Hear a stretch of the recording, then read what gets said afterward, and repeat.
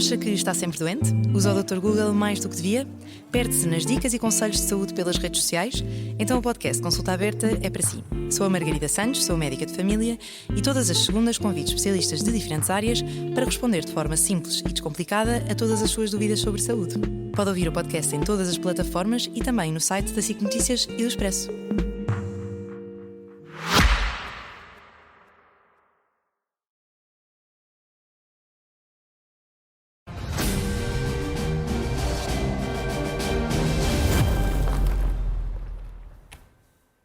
Boa tarde, Nuno.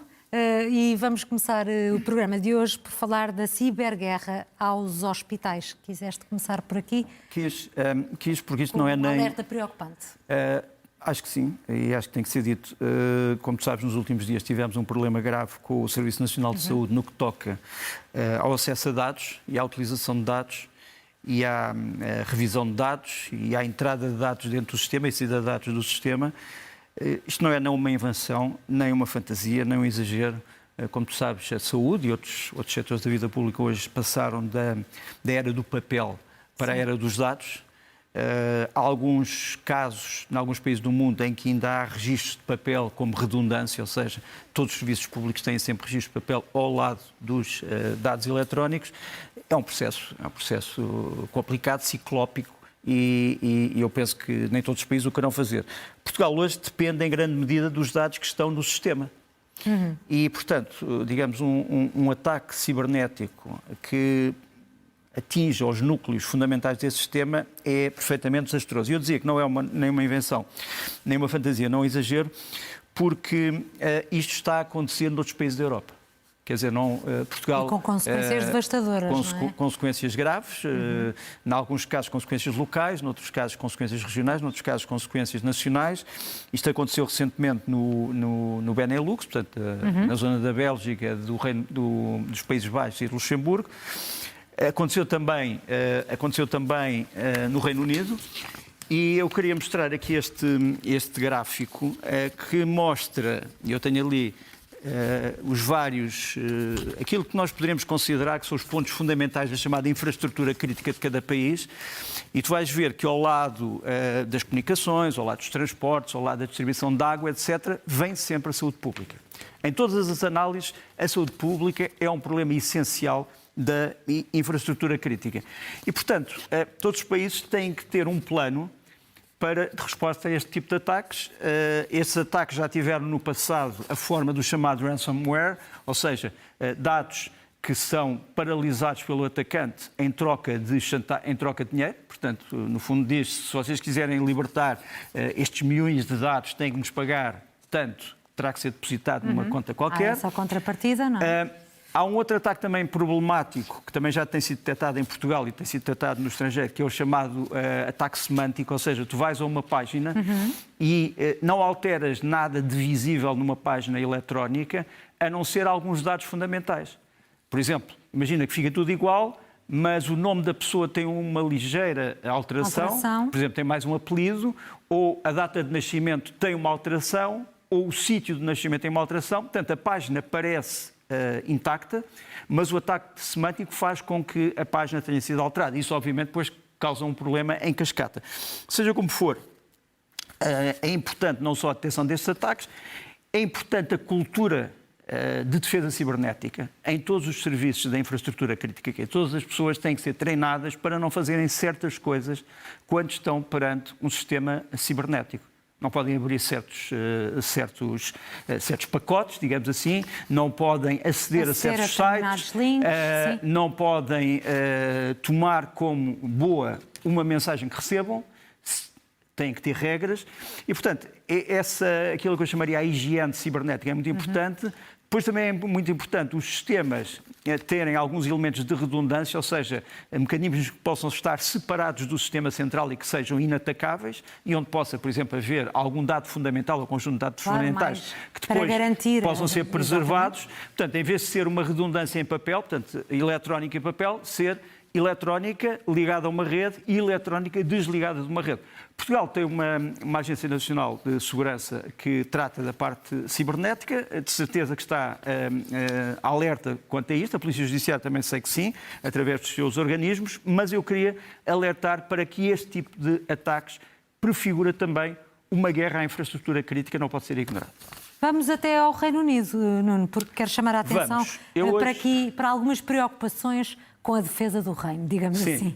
O Reino Unido é, como tu sabes, no papel e nos tratados, o aliado mais antigo de Portugal e um aliado mais antigo com consequências na própria defesa nacional. Quer dizer, quando nós tivemos a Batalha de Aljubarrota, aquilo que todos se lembram do tratado fundacional desta aliança é o facto de os ingleses, na altura não falávamos no Reino Unido, falávamos na Inglaterra, se comprometer a fornecer um determinado número de homens em armas para os portugueses, que tiveram grande sucesso na Batalha de Aljubarrota, como tu sabes, com os arqueiros de longo alcance, com as bestas, portanto, enfim, aquilo que poderíamos chamar os antepassados das nossas armas de fogo.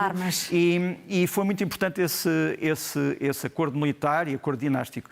É evidente que durante os séculos, nós somos uma nação antiga, o Reino Unido unificou-se já depois de Portugal ser constituído como nação, mas seja como for, o facto de sermos uma nação antiga mostra também que as relações com o Reino Unido não foram sempre excelentes. Foram, por exemplo, excelentes na reação e na resistência contra as tropas de Napoleão, no século XIX, não foram tão boas no que toca às relações em África. Nós lembramos do mapa de cor-de-rosa e quando o Império Britânico olhou com maus olhos a possibilidade de Portugal unir a costa ocidental e a costa oriental da África através de um corredor que tornaria Portugal uma superpotência ultramarina ou colonial africana de grande relevo.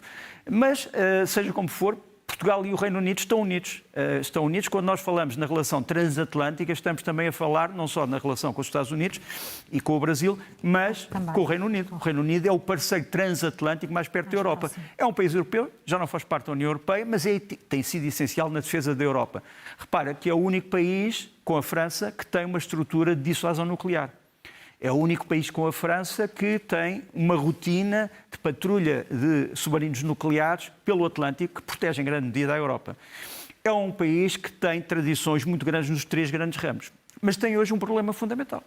É que está pior do que alguma vez esteve nos últimos 2 séculos.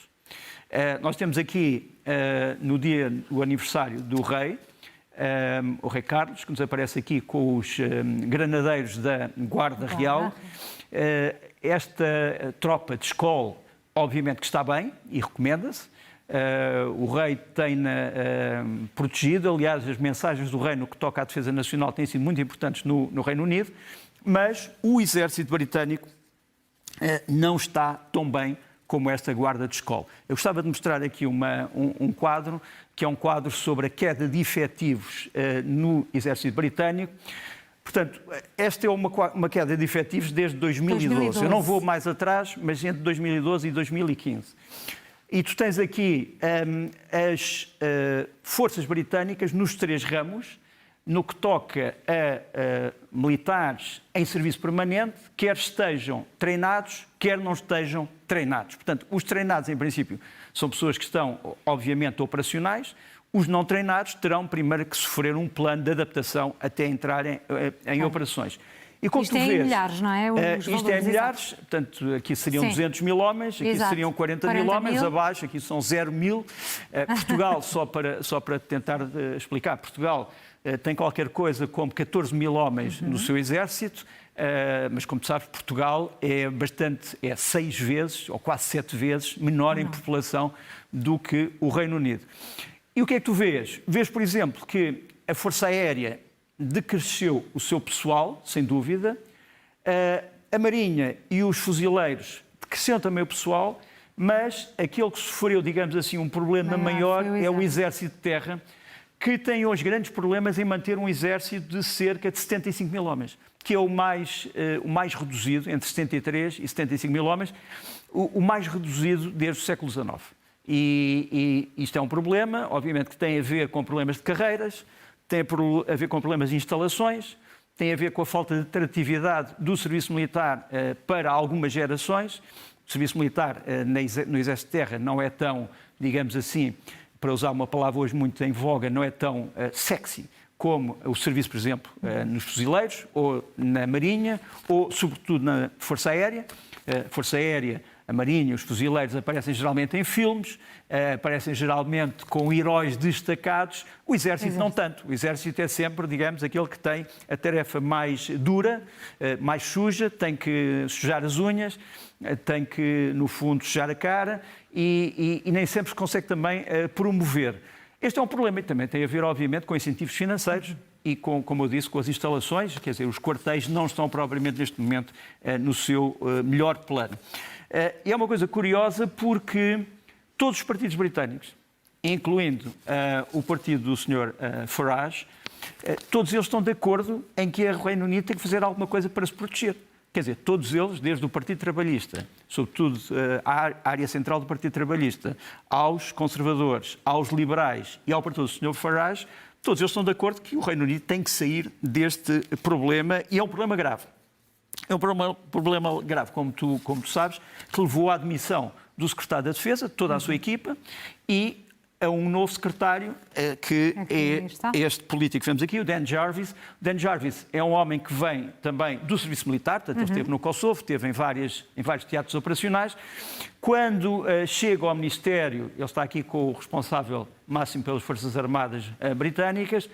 É um homem que estava na segurança, portanto, estava como secretário da Segurança. A primeira coisa que fez, ele é de Nottingham, há muitas pessoas que esperam dele uma espécie de visão não romântica das Forças Armadas, mas uma visão realista, em que ele percebe que não há dinheiro para tudo, mas temos que distribuir melhor o dinheiro.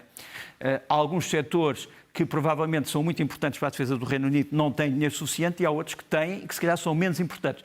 Ele, a primeira coisa que fez foi visitar uma grande fábrica de drones, portanto, de veículos sem ocupantes, quer do mar, quer do ar, quer em terra, para mostrar que o Reino Unido tem capacidades industriais que pode transformar, digamos assim, em algo de importante. Agora, há projetos de defesa no Reino Unido que são, obviamente, embaraçosos e que têm corrido mal. Por exemplo, eu vou-te mostrar aqui 2 projetos. Um projeto é de um blindado chamado Ajax, que é um blindado de combate que está ali em cima e que tem tido, quer dizer, não há maneira de entrar em funções, porque sempre que entra em funções há um problema.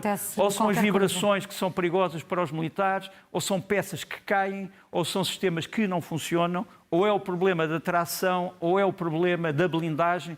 Portanto, o Ajax é o blindado mais promissor da história recente do Reino Unido, mas nunca mais entra em funções. Como deves imaginar, tudo isto é um servidor de dinheiro.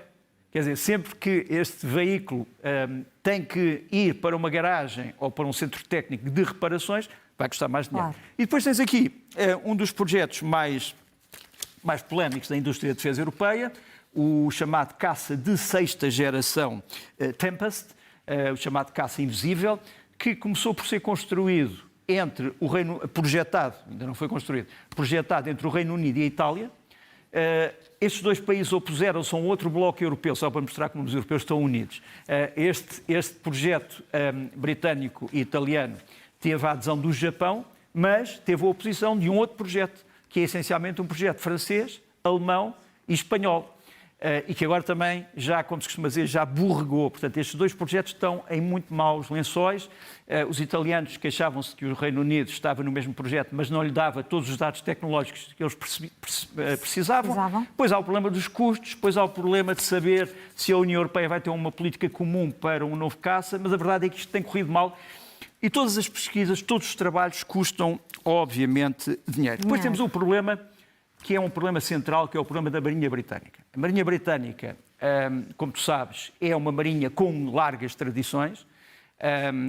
O famoso hino Rule Britannia é o Rule Britannia, Britannia Rule the Waves, ou seja, que a Britânia reine sobre os mares, sobre as ondas. E a verdade é que esta Britânia, que devia reinar sobre as ondas, as coisas têm corrido mal. Há navios, por exemplo, que estão neste momento a ser canibalizados e que saíram de serviço e que são tratados quase em segredo. Quer dizer, o próprio Estado britânico tem algum embaraço em dizer que certos navios que ainda poderiam servir estão numa doca seca a ser desmantelados. Há outros que têm crónicos problemas técnicos, há outros que demoram muito tempo a ser reparados.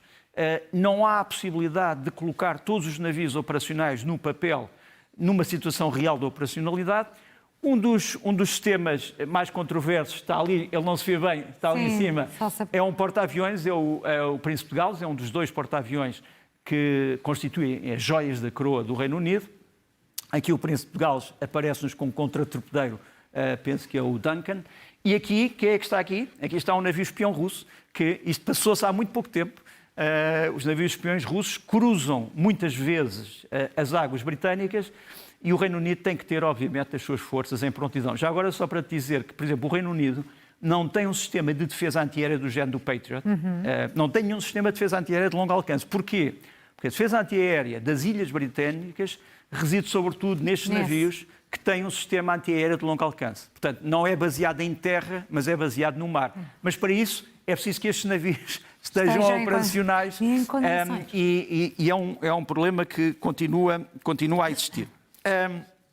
Repara que o Príncipe de Gales, que só vemos ali um bocadinho, há pouco tempo veio de manobras da NATO, tinha tido um problema técnico e depois teve um novo problema técnico quando chegou à Noruega e teve que ser reparado outra vez, ainda não sabemos se está plenamente operacional. E sabes que a expressão problema técnico é uma expressão com ombros muito largos, pode querer dizer muita coisa, da mais pequena. Um pequeno, um grande, um enorme. O problema é que tudo isso se passa numa altura em que os ingleses, os britânicos em geral, os europeus e o mundo precisava de forças armadas britânicas de grande calibre, que não mostrem fraqueza e que tenham a possibilidade de fazer corresponder o seu imenso potencial humano a um potencial técnico que tem estado a ser deteriorado. Isto também tem a ver com o sistema de alianças. O Reino Unido tem que se basear cada vez mais num sistema de alianças, de velhos aliados. Aqui eu fui buscar o aliado português. Isto foi um protocolo que foi assinado penso que no dia 29 de Abril, pelo menos no fim de Abril, entre a Marinha Portuguesa e a Marinha Britânica, a Royal Navy, para treinar em conjunto elementos das várias especialidades, quer marinheiros embarcados, quer pilotos de helicópteros, quer fuzileiros, etc. Temos aqui alguns elementos já de visita aos helicópteros Lynx da Marinha Portuguesa. E aqui temos uma fotografia muito interessante. Isto passa-se em Plymouth, no Reino Unido, e tens aqui o submarino português, o Tridente, com 2 submarinos nucleares britânicos. O nuclear britânico custa muito dinheiro. É um elemento de dissuasão muito importante, custa muito dinheiro. Estes 2 submarinos nucleares são submarinos de ataque, portanto, não têm mísseis nucleares, mas têm propulsão nuclear. Portanto, o Reino Unido abandonou a chamada propulsão clássica, o Tridente ainda é de propulsão clássica, se bem que com sistemas altamente sofisticados, entre eles o chamado sistema AIP, que permite que ele esteja submerso durante dezenas de dias sem ser detectado. Mas esta presença de 3 submarinos, um português e 2 britânicos, no mesmo porto, penso eu, extremamente interessante. Já agora, estes 2 submarinos, eu queria dizer, é o Anson e o Astute, 2 submarinos de ataque nucleares britânicos. A RAF, a Royal Air Force, portanto a Força Aérea Britânica, também quer colaborar mais com a Força Aérea Portuguesa. Já colabora, mas quer colaborar mais. Porque, entre outras coisas, sabe da proficiência da Força Aérea Portuguesa, por exemplo, no Báltico. Esta é uma interseção em que um F-16 português que nos aparece aqui, o número de série do F-16 foi apagado daqui, já aqui tínhamos falado sobre isso, não é? Lembro-me perfeitamente. A censura militar da NATO acha bem. Está aqui equipado com os mísseis de longo alcance, os AMRAAM, os mísseis para confronto próximo, os Sidewinders, depois também com depósitos de combustível. O F-16 português esteve em ação, os F-16 que partem da Estónia estiveram em ação esta semana, interceptaram vários aviões russos e, nesse aspecto, acho que o Reino Unido tem se interessado muito com as técnicas usadas pelos portugueses, o equipamento que eles usam também. Este avião é um avião curioso, este é um avião russo, é o IL-78M, o Ilyushin. É um avião simultaneamente de vigilância aérea, portanto, de vigilância marítima, portanto, patrulha marítima, mas também um avião espião que geralmente costuma transportar nas suas cargas vários sensores para poder observar, digamos assim, o movimento das forças da NATO. O Reino Unido também colabora muito com a França. Durante algum tempo falou-se no chamado espírito Saint-Malo, Há algum tempo atrás, a França e o Reino Unido decidiram que eram as potências essenciais para a segurança da Europa, eram duas potências nucleares, e criaram o chamado espírito de Saint-Malo e continuam a colaborar muito, e essa é uma boa notícia para a defesa europeia. A propósito disto, isto é um esquadrão misto francês e britânico, o 36F IRS, que treina com drones britânicos e franceses. Portanto, eles treinam com dois tipos de drones, os S-100 e os Peregrine, e que mostram que na área da alta tecnologia estes dois países continuam a dar-se muito bem. Já agora, deixa-me mostrar, acho que vamos ver aí no vídeo, que o Reino Unido também se tem interessado muito pela maneira como os franceses têm interceptado drones sobre os países bálticos. Esta é uma intercepção feita por um Rafale francês. O Rafale francês não só verifica a identidade do drone, tenta perceber qual é a sua orientação, tenta também perceber o que é algo que é difícil de saber, se o drone é um drone explosivo ou um mero engodo, chamado decoy, e depois de tudo isso verificado, destrói o drone. E realmente o Rafale, na sequência disto, destrói este drone. E os britânicos têm treinado também muito com os franceses nesta interseção, nesta capacidade de interseção. É curioso porque se tu vires esta imagem, isto pode parecer, por acaso, uma imagem dos recentes vídeos que foram lançados pela Casa Branca sobre os fecheiros secretos. Sim, os fecheiros secretos. A uma certa distância, tu podes dizer, mas que é isto? Que objeto voador não identificado. Que objeto estranho, e ainda por cima tens aqui uma hélice, que é a hélice do... Pode aparecer. Portanto, só para dizer que nós temos que ser muito cuidadosos na questão dos objetos anómalos, podem ser muitas coisas.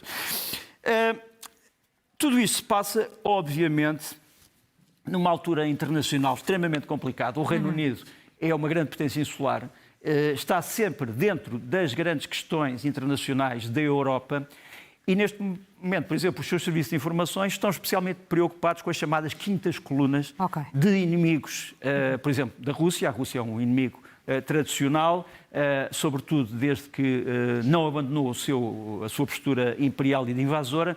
E nós vamos ver aqui um problema que preocupa os britânicos.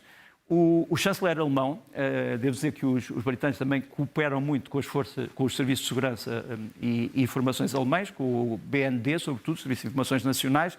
Portanto, se quisermos...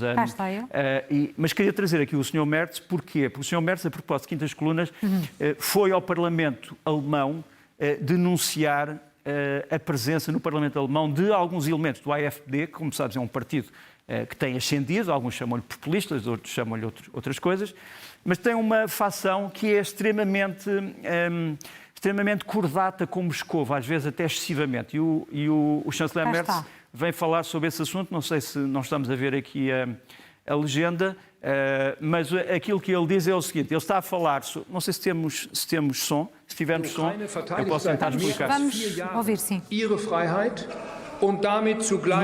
No fundo, o que o chanceler Merz no fundo está a dizer é que a Alemanha presta homenagem à coragem e à resistência do povo ucraniano e dos combatentes ucranianos. A certa altura, alguns elementos deste partido que estão ali riem-se, começam-se a rir. E ele faz referência... E ele diz, riem-se, senhor, riem-se, ainda bem que se riam, e acho que até podem voltar a Moscou, beber champanhe com os vossos amigos aliás, em Moscou. Bastante portanto, falando de quintas colunas, com a postura. Nem toda a gente da AfD é hostil à Ucrânia, pelo contrário, mas há um núcleo duro que o Reino Unido também refere, geralmente como parte de uma quinta coluna, que a Rússia provavelmente paga, ou de quem é amiga, excessivamente dentro da Europa. Os serviços secretos britânicos, como sabes, têm um emblema lendário, que é o James Bond, que é um agente do MI6, o chamado SAS, e um dos antigos diretores do MI6, Richard Moore, vem aqui tentar descrever o que é que para os serviços de informações britânicos é o perigo maior neste momento para a segurança mundial. E para os britânicos, um deles é sempre a China. Mas pronto, nós vamos ver aqui o que ele vem dizer. This is the most blatant challenge to the international order post since the Second World War. It's ongoing. We still need to ensure that Putin does not succeed in that, and he is backed to the hilt by China. This is something that sometimes I feel people sort of think China's over there. Without China, Russia would have lost. It's as simple as that. The headlines are grabbed by the North Koreans, donating troops in Kursk, or those Iranian drones that came in at the beginning of the conflict, quite early on the conflict. But the thing that keeps Putin in Ukraine is Chinese support. Chinese support in terms of supplying the chemicals that go into his artillery shells, Chinese components that go into his drones and his missiles. É evidente que a análise do Richard Moore é contestável, enfim, em alguns aspectos. O Richard Moore tem uma história já agora, que eu conto curiosa. Quando ele estava como chefe da delegação ou da antena do MI6 num determinado país, ele tinha como nome de código, não é um nome muito discreto, o nome de código era Roger, portanto ele era Richard Moore, mas o nome de código Roger podia ser tratado como Roger Moore. E então, mas ele achava que a sua identidade estava protegida. Sim. E recebeu um dia um cartão de Natal de alguém desse país, onde ele estava, que por acaso fazia parte também de um serviço sensível e aparecia to Mr. Roger Moore, representante dos serviços de informações britânicos no nosso país. Mas pronto, seja como for, apesar de tudo o que temos estado a dizer, apesar da decadência das Forças Armadas Britânicas, as tentativas desesperadas de fazer mais com menos, ou de fazer mais com o que neste momento existe, ainda assim há uma capacidade, e neste caso é uma operação que foi feita hoje de madrugada com a França. É uma operação essencialmente marítima de abordagem de um navio. O navio é o Smirtos, que é um navio que tem pavilhão de conveniência dos Camarões. É um petroleiro. O petroleiro tinha vindo de Ust-Luga, na Rússia, e é um navio que é considerado um dos mais importantes da chamada frota fantasma da Rússia. Portanto, são aqueles navios ilegais ou irregulares que transportam material russo para ajudar a economia de uma forma clandestina. Este navio estava no Canal da Mancha. Os britânicos receberam informações da França de que ele ia passar por um determinado sítio, abordaram-no com dois navios, o HMS Ledbury e o Sutherland, portanto, dois navios da Armada Britânica, elementos dos fuzileiros, mas também do NIC, portanto, digamos, da Polícia de Investigação Criminal Britânica. Esta aqui é uma operação noturna, vemos pouco, vemos luzes, sim, mas é, no fundo, o que se pode mostrar desta operação, que teve lugar há não muitas horas hoje e que mostra que, apesar de tudo, o Reino Unido ainda tem uma capacidade para proteger as suas águas territoriais, os seus cidadãos e a sua sociedade. Nuno, falamos agora sobre o tema que de resto tem estado a dominar aqui as últimas horas. Tema central. Exato, tema central. Enfim, não podemos escapar dele. Destes avanços e recuos, vamos para trás, vamos para a frente. Será que é desta? Trump anunciou um magnífico acordo. É verdade. Vamos, parece-te que podemos confiar. Eu já tinha a oportunidade, digamos, de falar sobre isto de uma forma transversal com a Clara de Sousa nos Jogos de Poder. Eu disse, a minha opinião é muito simples, quer dizer, se este acordo for verdadeiramente um acordo entre os Estados Unidos e o Irão, independentemente de saber se Israel gosta deste acordo ou se outros países gostam deste acordo. Se for um acordo entre os Estados Unidos e o Irão em que a parte fundamental, que é a parte do nuclear, possa ser tratada de uma forma conveniente e a parte acessória, mas também importante, que é a parte da libertação do Estreito de Hormuz, for também assegurada, é um tratado com uma relevância histórica que não pode ser esquecida. Porque, repara, no anterior tratado com o Irão, o famoso tratado que foi cunhado pelo Presidente Obama, o Irão prometia muitas coisas, mas, digamos assim, a garantia das promessas não estava totalmente prevista. E o grande problema desse tratado é que permitiu ao Irão adquirir uma série de fundos que tinha congelados, sem que acabasse a suspeita de que havia um acordo, que havia um programa nuclear clandestino no Irão. Portanto, o Irão, no fundo, sempre foi duas coisas. O Irão que dizia precisamos de nuclear porque não podemos, não podemos só usar petróleo, o petróleo é finito e nós sabemos que nós somos produtores, temos que usar nuclear para transporte, temos que usar nuclear nos hospitais, temos que usar nuclear para aquecer as nossas casas no inverno. O inverno no Irão é inclemente. O problema é que houve sempre a suspeita de que a esse lado havia um lado clandestino da construção de uma arma nuclear. Pronto. Neste momento, há um problema que tem sido pouco valorizado e que é este. Os Estados Unidos têm uma proposta, apresentaram essa proposta. A sociedade iraniana parece muito mais dividida do que a sociedade americana no que toca a esta proposta. Nós sabemos, e foi uma informação que me foi dada há poucos minutos, por um diplomata paquistanês, que se espera que um acordo entre os dois países possa ser assinado hoje às 4 da tarde em Islamabad. É um acordo que não será presencial, no sentido em que não terá os personagens principais, mas terá pelo menos um representante iraniano de um lado do vídeo e um representante americano do outro lado. Será uma coisa digital, que vão assinar. Coisa mas este acordo, vamos lá ver, este não é um acordo final de paz, mas é um memorando de entendimento que parece... É uma primeira fase, Uma primeira assim. fase. Tu não podes chegar à última fase sem teres uma primeira fase.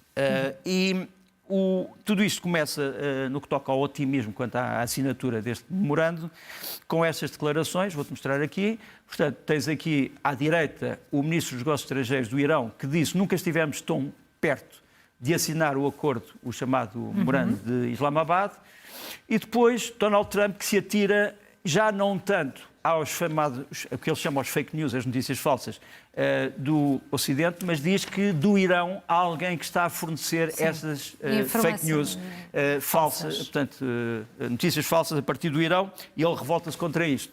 E diz que os iranianos, por causa disso, aqueles que fornecem as fake news, portanto, ele não fala de todos os iranianos, mas fala de alguns iranianos que estariam a fornecer essas notícias e que com essa gente não se poderia tratar, porque são pessoas desonestas, etc, etc. Acho que já falámos disso aí há bocadinho. No entanto, é preciso não nos esquecermos que esta posição otimista do Ministro dos Estrangeiros do Irão mostra também que há uma facção interessada no acordo.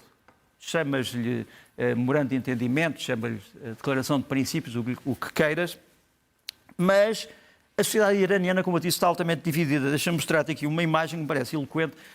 As pessoas talvez não tenham ideia que quando falamos na agência Fars, na INA, nos vários jornais, estamos a falar muitas vezes de fações politicamente diversas dentro do Irão, quer dizer, todas elas são obviamente fiéis à República Islâmica, mas não têm forçosamente que representar o mesmo tipo de interesses. E tu tens, por estes jornais todos, posições diferentes nos editoriais, na maneira de publicar as notícias, na seleção das notícias, que mostram que os iranianos estão divididos. Há quem ache, por exemplo, que o Irão foi traído, há quem ache que o Irão fraquejou e há quem ache, pelo contrário, que este acordo é o melhor acordo possível em relação aos Estados Unidos. Mas o que é esse acordo? Vamos começar por falar da posição do Ministro dos Estrangeiros iraniano. Eu trouxe aqui alguns vídeos que me parecem interessantes, de esclarecimento do que é, digamos assim, o conteúdo do acordo. Neste vídeo, não sei se podemos pôr um bocado de som, ele, no fundo, vem dizer o seguinte: o memorando de entendimento pode resumir-se, são as palavras dele, a 2 páginas datilografadas. Portanto, não é uma coisa muito grande, 2 páginas datilografadas. E comporta 2 fases. Uma fase que trata de todos os assuntos, exceto o nuclear, sendo que o nuclear vai ser tratado daqui a 2 meses, quer dizer, num período até 2 meses terá que ser resolvido o problema do nuclear.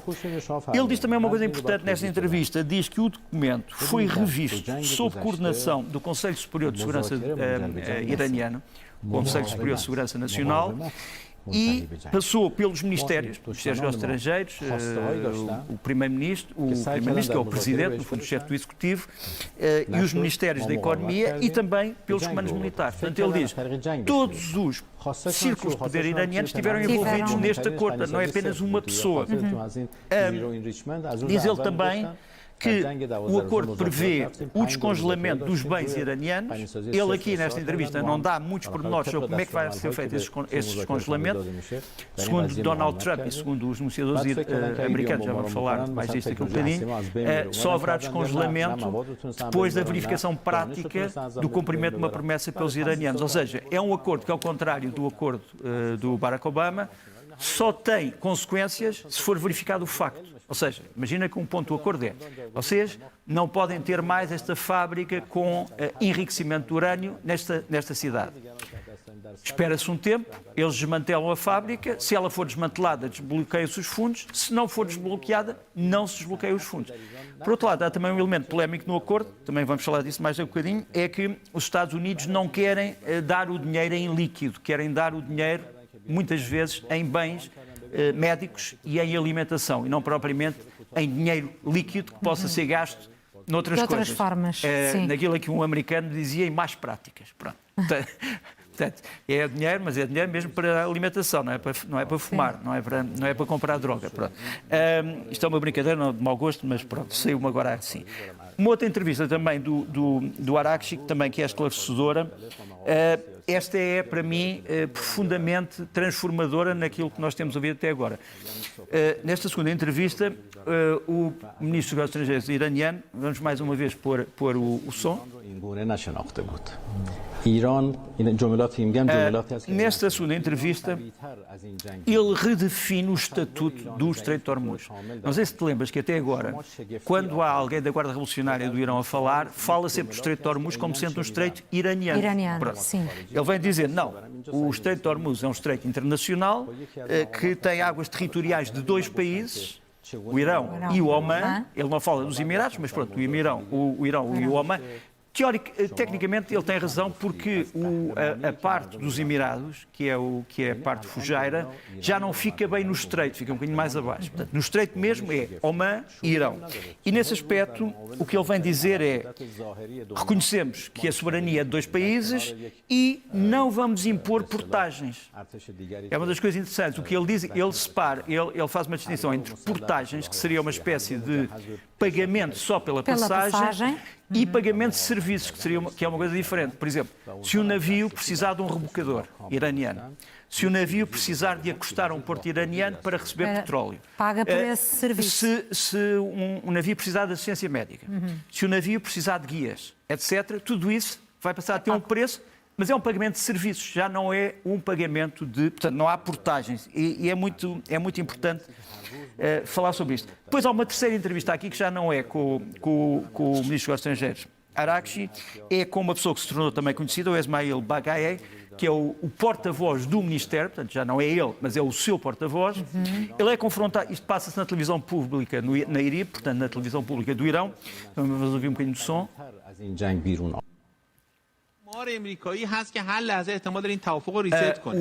O pivô ataca o ministro. Diz assim, este protocolo, ou este memorando de entendimento, parece, todos o criticam, porque dizem que é uma situação de fraqueza, quer dizer, nós ganhámos a guerra estamos a ceder, e agora estamos a perder a paz, isto não pode ser, quer dizer, cedências, etc. Tem alguns artigos perfeitamente vergonhosos, de concessão. E é curioso que o porta-voz, na resposta, diz uma coisa muito significativa, diz assim: o importante não é o que está escrito, mas o facto de haver um acordo. O que, obviamente, torna depois a reação do pivô ainda pior. Quer dizer, mas não é importante o que está escrito. Claro. Pronto. Mas é uma entrevista altamente significativa que eu quis também aqui trazer. Agora, esta reação daquilo que alguns chamam os fundamentalistas, não sabendo ainda qual é a posição do líder supremo, como sabes, o líder supremo tem-se mantido, tem escrito algumas coisas só sobre matérias espirituais, sim, não políticas, porque o líder supremo está numa posição de tentar conciliar os chamados moderados e os chamados fundamentalistas. Portanto, essencialmente conciliar a Guarda Revolucionária, os apoiantes da Guarda Revolucionária e os apoiantes do Governo e o Presidente do Parlamento. Esta função de equilíbrio, no entanto, tem provocado um grande vácuo político e tiveste ontem uma noite de protestos, pelo menos em 3 cidades que eu tenho contado, contra aquilo que eles chamam de memorando traidor. Vamos ver aqui esses protestos. Os protestos são contra o memorando em si, mas são também protestos altamente injuriosos, quer para o Ministro dos Estrangeiros, quer para o Presidente do Parlamento, quer indiretamente para o Presidente Massoud Pezeshkian. No fundo, todos dizem, então, mas mataram o líder supremo, mataram os nossos generais, mataram os nossos cientistas nucleares, destruíram as nossas bases aéreas, afundaram a nossa marinha de Mar Azul, portanto, os navios principais. E nós vamos fazer um memorando com esta gente, mas quem somos nós? E, portanto, estas manifestações são extremamente significativas, penso eu. E agora vamos só muito rapidamente voltar aqui ao nosso ecrã, nosso ecrã gigante, Sim. porque eu queria tentar explicar. Eu recebi, como tu sabes, houve uma versão inicial dizendo-se que o acordo era um acordo de 16 pontos, foi a ideia iraniana. Depois houve alguma resposta americana. Uma das coisas que eu tenho que dizer é que o Donald Trump tem mantido o conteúdo deste acordo secreto. Quer dizer, muito poucas pessoas em Washington sabem o que é que está dentro do acordo. Se calhar algumas pessoas dentro de Washington também, se soubessem, não iam gostar tanto. Israel não gostou que houvesse um acordo sem Israel ter sido consultada. E esse é um problema que vamos ter que desenvolver nos próximos dias, saber que impacto é que isto vai ter nas relações com Israel. O presidente de Israel, o presidente Herzog, como tu sabes, não é da mesma linha política do Netanyahu, mandou uma mensagem de felicitações ao Donald Trump pelos seus 80 anos, dizendo que ele é um presidente extraordinário, que a sua história de ascensão ao poder é uma coisa quase bíblica, e dizendo que ele é o presidente que mais lutou contra o império do mal do Irão. Mas apoiando, aparentemente, Donald Trump na sua atual função. Ora bem, o que nós soubemos, e isto pode obviamente ser alterado, o que nós sabemos é que o acordo foi negociado em três áreas. A área verde, que é a área que aparentemente já faz parte do acordo, do memorando. A área laranja, que é uma área que os americanos gostariam de ter no memorando, mas que ainda não faz parte. E a área vermelha, que é uma área em que os iranianos não quiseram que fizesse parte e que, portanto, em princípio será excluída. Aquilo que vai aparecer, em princípio, no memorando de entendimento vai ser a abertura do Estreito como canal internacional, vimos há bocado, a interdição do nuclear militar, ou seja, o Irão irá fazer uma declaração solene de que não vai fazer armas nucleares. Os americanos estão a tentar que o líder supremo faça uma fatwa, portanto, um decreto religioso proibindo, considerando um pecado, qualquer tipo de participação num programa nuclear militar, que era, aliás, uma fatwa que existia no tempo do seu pai. Eu lembro de estar em Teherão e de ter estado num sítio em que toda a gente falava da fatwa. Mas quando eu tentava saber onde é que ela estava, ou qual era o texto exato, ninguém sabia dizer. Não, existe, mas não pode dar o texto. Não, existe, é uma coisa que diz que... Pronto, mas eu gostava realmente de ter o texto. Pronto, não conheço o texto, aparentemente essa fatwa existia. Agora os americanos querem que haja uma que seja pública e que vincule, digamos assim, o Estado iraniano a parte espiritual. Depois, o fim de todas as manobras e ações militares, quer do Irão, quer dos Estados Unidos. Portanto, todas as ações militares acabariam a partir do momento em que era celebrado o acordo. Nas várias frentes. Nas várias frentes. Não, essa é outra discussão. As várias frentes não faz parte do memorando. Quer dizer, é uma interpretação do memorando, mas não está lá escrito. Pelo menos tal como eu recebi.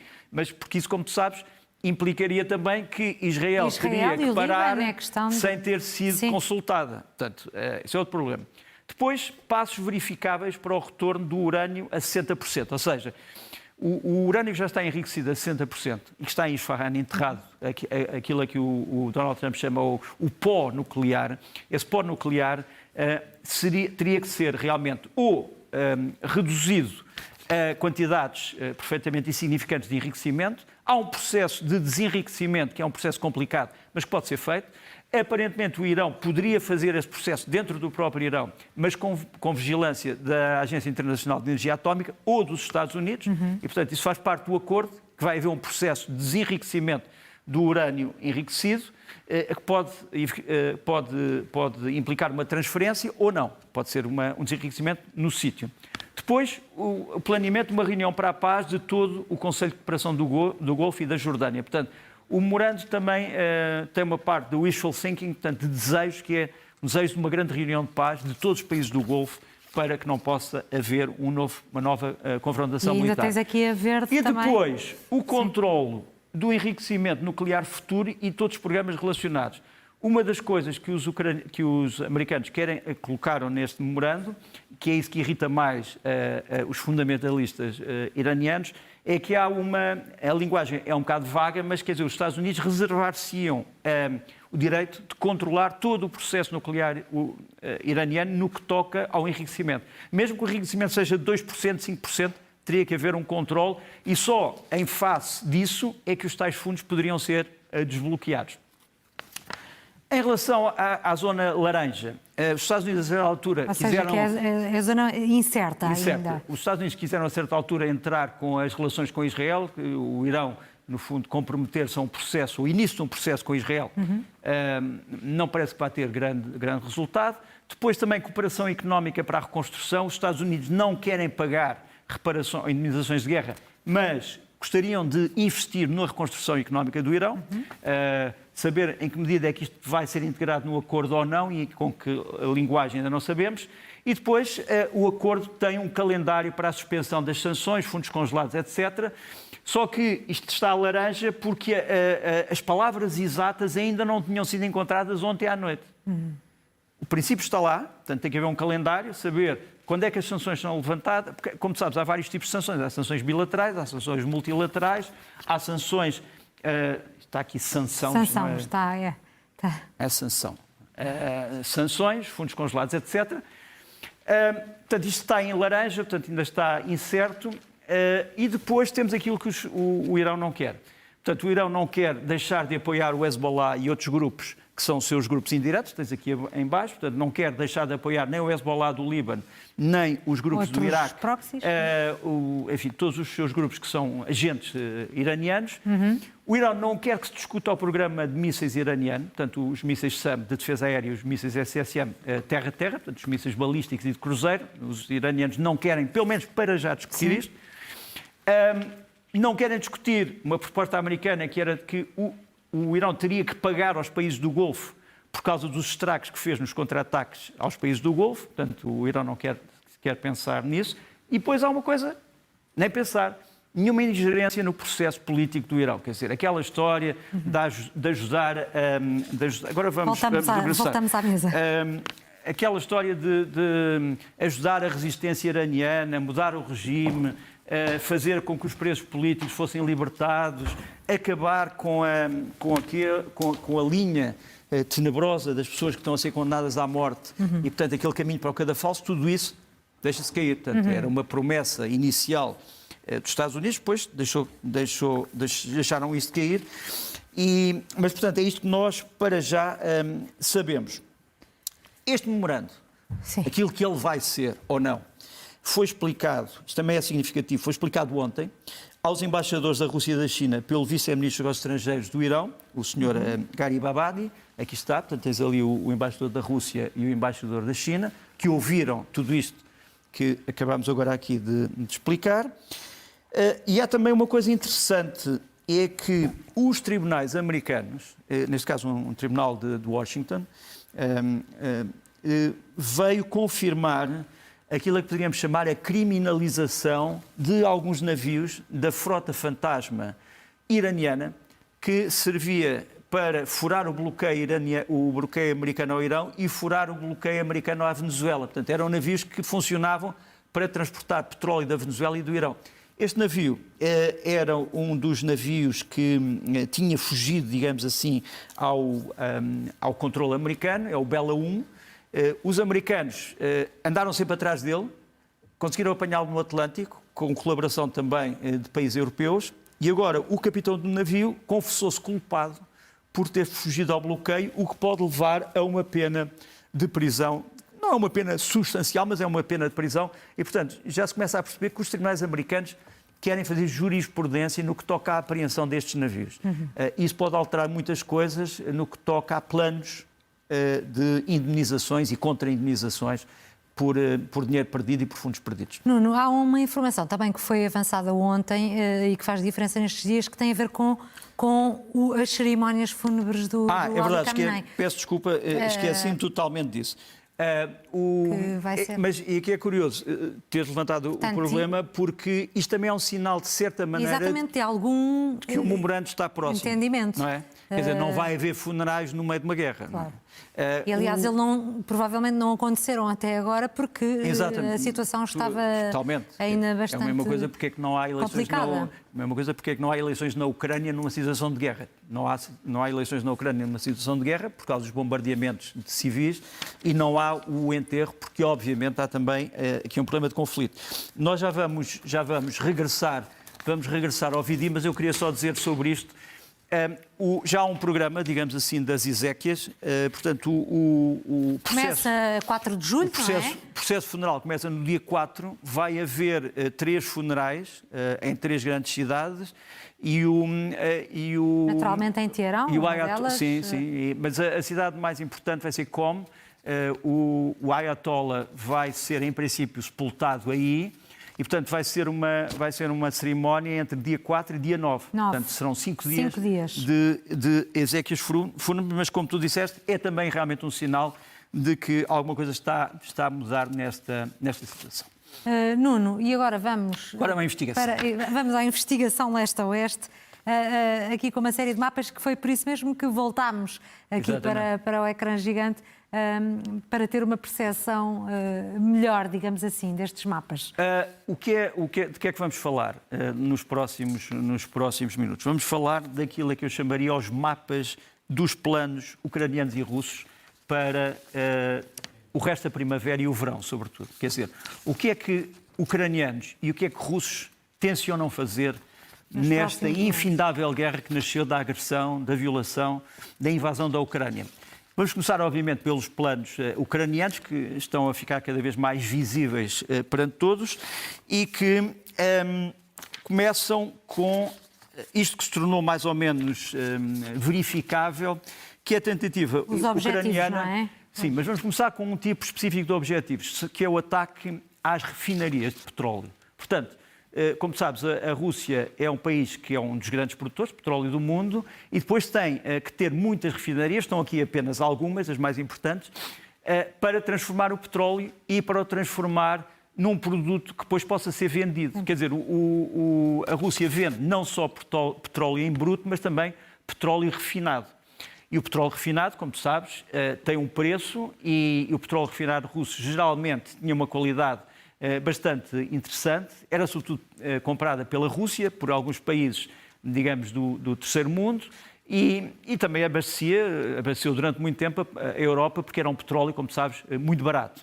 Ora bem, o que é que os ucranianos têm feito? Têm destruído metodicamente as refinarias russas, para impedir aquilo que eles chamam a máquina económica de guerra de funcionar.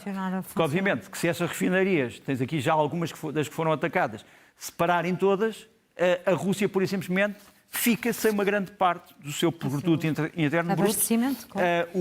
o que é um grande problema. Tens aqui algumas refinarias muito grandes, outras menores. Depois tens aqui um elemento também interessante. Os ucranianos parecem cada vez mais também querer atacar os navios que transportam o petróleo. Portanto, não são só as refinarias, mas também depósitos de combustível e os navios que transportam o petróleo. Há uma segunda, digamos assim, há uma segunda intenção nisto. Não é só parar com a máquina económica de guerra, portanto, impedir a Rússia de ganhar dinheiro, mas também impedir as Forças Armadas russas de terem petróleo refinado para elas próprias. Quer dizer, se elas deixarem de ter petróleo refinado, não podem mover nem aviões, nem carros de combate, nem navios, etc. O segundo plano, o segundo mapa de planos ucranianos é também, penso eu, bastante claro. Os ucranianos chamam isto a doutrina Trioc-Moiro, ou seja, a doutrina dos 3 mares. Acho que temos esse plano a seguir. Aqui está.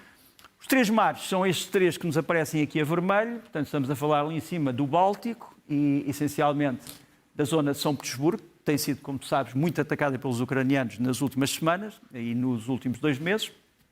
Depois, o mar fechado, que é o mar de Azov, que pela primeira vez desde 2022 começou a ser atacado sistematicamente as bases russas aqui, portanto isto é território já ocupado. Aquele ali é território internacional russo, este aqui é território ucraniano ocupado. Portanto, o mar de Azov, os portos começaram a ser atacados e depois, obviamente, o Mar Negro. Não é? O Mar Negro, aquilo que eles chamam a doutrina dos 3 portos, faz com que os ucranianos tenham um plano que é o de paralisar o poder militar russo e o poder económico nestes três portos, impedindo os navios de circular, de atacar cidades ucranianas a partir do Mar Negro e do Mar de Azov, e impedir também que navios de guerra russos possam operar.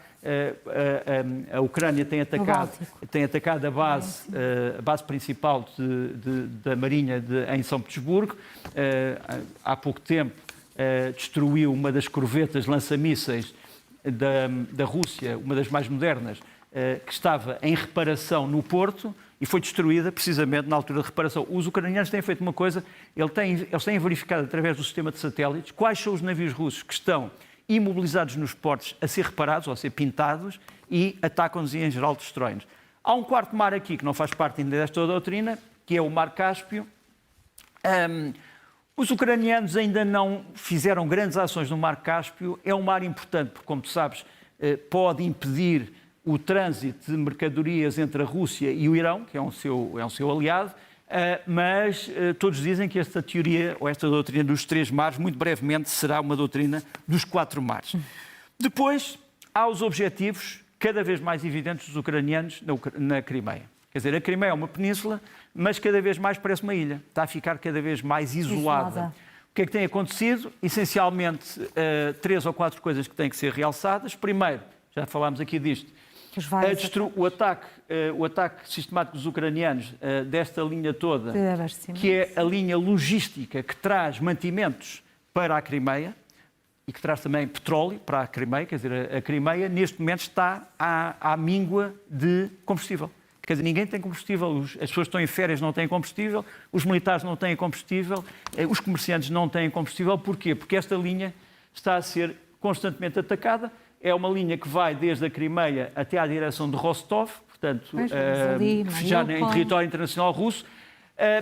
Esse é o primeiro ponto, portanto, ataques à linha de abastecimento. O segundo ponto que se tem desenvolvido, sobretudo nas últimas 2 semanas, é o ataque às pontes. Para ligares Kherson, que é esta zona que tens aqui em cima, e que está ainda nas mãos dos russos, esta zona de Kherson está nas mãos dos ucranianos, mas esta zona está toda nas mãos dos russos. Ora bem, para se chegar de Kherson à Crimeia, tem que se passar por muitas pontes. E tu tens tido aqui a destruição sistemática de pontes e de viadutos que são essenciais. São essenciais porque, repara, mesmo que uma ponte seja apenas parcialmente tocada, essa ponte pode ficar em situação muito frágil, por exemplo, para transporte de mercadorias pesados. Sim. Quer dizer, tu não podes, uma ponte que esteja tocada, não sabes se podes fazer passar 50 caminhões de petróleo, não é? Ou carros de combate. Portanto, isto é o segundo ponto, os ataques às pontes. E depois o terceiro ponto é um ataque sistemático a baterias de mísseis antiaéreos, portanto, SAM, radares, bases, instalações militares. Todas estas estrelas são ataques que a Ucrânia tem estado a desenvolver à Crimeia desde janeiro e que levam, obviamente, a que a Crimeia esteja hoje muito menos defendida do que estava há 3 anos atrás. E, portanto, os bloggers militares russos e alguns analistas dizem que pode estar para breve a saída do alto comando russo da Crimeia. Portanto, eles estariam já a levar as suas famílias e os seus haveres para outros sítios, sobretudo para o porto, para o porto de Novorossiysk, portanto já fica um porto internacional russo do Mar Negro. É uma notícia que ainda não temos confirmada, mas há quem diga, alguns analistas dizem que realmente vêm-se movimentos de oficiais russos que estão a desmantelar, digamos assim, os seus sistemas administrativos e de comando e a transferi-los para fora da Crimeia. Se isto pode redundar numa situação dramática em que a Ucrânia regressa à Crimeia, não sabemos, mas repara, a Crimeia, desde 2014, portanto, a Crimeia foi ocupada pela Rússia em 2014. Desde 2014 nós ouvimos a história de que é impossível fazer o que se quer que seja na Crimeia, porque é um reduto inexpugnável. Portanto, estamos numa situação diferente. Esta pressão. A Ucrânia realmente guardou esta carta no bolso e está a desenvolver. Já agora sobre a Crimeia, deixa-me mostrar-te aqui os ataques de ontem, que foram ataques renovados aos objetivos, incluindo esta zona aqui, que é a zona de Jankoy, que é uma das zonas de maior concentração militar da Rússia, e aquilo que os ucranianos têm feito é metodicamente destruir tudo aquilo que tem valor militar, desde concentrações de veículos até às tais baterias de mísseis, até outro tipo de equipamento, forças de artilharia, forças especiais, blindados, etc. E isto tem-se passado nos últimos dias e nas últimas horas. Temos também aqui um exemplo do que eu há bocadinho dizia. Isto é um dos cais da cidade de Sebastopol, como sabes, é a cidade mais importante da Crimeia, é a cidade onde estava toda a armada russa do Mar Negro, que teve praticamente que retirar. Este era um navio, o Ivan Kors, isto que tu vês aqui. Está em grandes condições. É um navio que está ali. Sim. Portanto, isto pode parecer que é uma rocha, mas não, é um navio que está praticamente calcinado. Sim. E que está realmente... isto é uma das docas de combustível de Sebastopol. E aquilo que os ucranianos têm feito é, pura e simplesmente, destruir metodicamente navios que, mesmo que eles saibam que não estão imediatamente operacionais, também não querem que venham a estar. E, portanto, isto também está a passar e é algo que deve ser conhecido. Agora, os objetivos ucranianos no que toca às três grandes frentes. À frente sul, à frente norte e à frente leste. A frente sul. Vamos ver, sul. A frente Zaporígia. O que eles querem essencialmente é criar, eu vou tentar traduzir a expressão que eles usam, Zone of Beauty, no fundo a zona de morte, pronto. Zona de morte é, no fundo, são estas linhas vermelhas que tu vês aqui, portanto, que é a zona de separação entre as forças russas que estão aqui e as forças ucranianas que estão aqui. Esta é a frente sul, portanto, a frente que inclui Kherson. Há bocado estávamos ali a falar de Kherson. Isto aqui embaixo é a Crimeia. Aquilo é a cidade, aquilo é a Zaporígia. Aqui estamos na central nuclear. Estas explosões são os sítios onde tem havido mais confrontos nos últimos tempos. E o que a Ucrânia quer fazer é, nesta zona de morte, criar uma zona de separação entre 10, 15, 20 km, 30 km, em que a Rússia não possa operar, porque cada soldado russo ou cada unidade russa que passe para aqui é atacada por drones. Para não gastar munições de artilharia, o que os ucranianos fazem é fabricam dezenas de milhares de drones que substituem as munições de artilharia. Portanto, é muito arriscado ser soldado russo, quer numa unidade pequena, quer numa unidade maior nesta zona. A segunda frente, leste? Não, vamos primeiro para a frente. Sim, vamos para a frente leste. A frente leste é uma... Portanto, aqui era a frente que estávamos a mostrar, era esta, não é? A Zaporígia. Isto é a frente leste. As cidades mais importantes desta frente leste são duas cidades do Donbass, Sloviansk e Kramatorsk. Kramatorsk, que é a segunda cidade mais importante de todo o Donbass, a seguir a Donetsk. A cidade de Pavlograd, que é uma das grandes cidades militares ucranianas, e, obviamente, Kharkiv, que é a segunda maior cidade da Ucrânia. A mesma história, portanto, tens aqui a zona de morte, a vermelho, também uma distância de 20, 30, 40 quilómetros, em que os ucranianos colocam barreiras de drones e outro tipo de equipamento para não deixar passar militares russos. E, portanto, eles querem, no fundo, criar aqui uma espécie de um muro. Sim, uma barreira onde seja possível. Onde seja... Para além disto, depois também tens aqui novas fortificações que foram sendo feitas, só para te mostrar que... impossível superar. Só para te mostrar, portanto, essa história de... que se costuma geralmente falar, mas o que é essa história do Donbass? Está ocupado, não está ocupado? Parte do Donbass está ocupado, realmente, aqui esta zona, como sabes, de Luhansk, está praticamente toda a zona de Donetsk. Só que tens a fronteira administrativa do Donbass, é isto. Portanto, esta zona toda ainda está nas mãos dos ucranianos. E há aqui uma grande concentração de forças ucranianas. Para evitar que... E, portanto, quando tens aquelas propostas russas, as pessoas têm que sair daqui e os ucranianos dizem tentem fazer-nos sair. Porque uma coisa que o Zelensky tem sempre dito é isto aqui podemos discutir, isto é a zona que já está nas vossas mãos. Agora, aquela que está nas nossas mãos, para sairmos, vocês têm que lutar por essa saída. E vamos agora então à frente norte. A frente norte é uma frente menos complicada para a Ucrânia, é uma frente em que tem havido menos combates, mas que se traduzem em duas grandes cidades, Sumi e Kharkiv, e indiretamente Poltava, que é uma cidade histórica muito importante da Ucrânia. A zona norte tem uma particularidade, é que é uma zona em que a Rússia não avançou muito no terreno, mas criou zonas, bolsas, digamos assim, onde procura atingir a Ucrânia sempre que necessário. E, portanto, o que a Ucrânia está a fazer é, nestas bolsas ocupadas pela Rússia, tentar criar também as tais zonas de morte com as barragens de drones, etc. As barragens de drones e esta doutrina ucraniana faz com que a Ucrânia não tenha que gastar vidas humanas. Quer dizer, podem usar milhares de drones, isso faz com que não tenham que usar 10 mil, 20 mil, 30 mil homens, o que é uma nova forma de guerra que todos neste momento estão a estudar. Um outro plano, e esse temos que ir para o vídeo, são os alvos económico-militares longínquos. Quando eu digo longínquos, digo de a centenas de quilómetros da fronteira ou a milhares de quilómetros da fronteira. Tu tens aqui, por exemplo, o ataque Cheboksary, na Chuvacha, que é muito longe.